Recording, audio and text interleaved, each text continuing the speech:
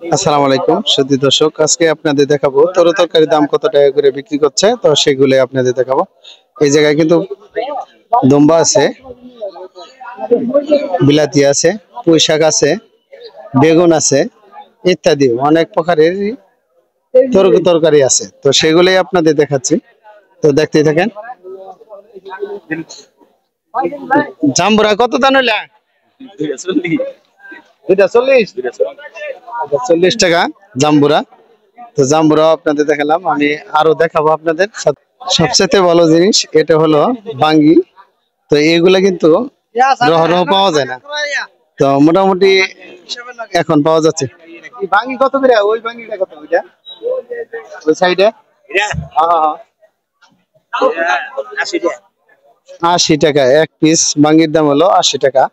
তো আপনারা দেখলেন মরিচা বাজারে মোটামুটি তরকারির দামটা ভালো, আর ফল তো দেখলেনই, মানে কম টাকায় পাওয়া যাচ্ছে।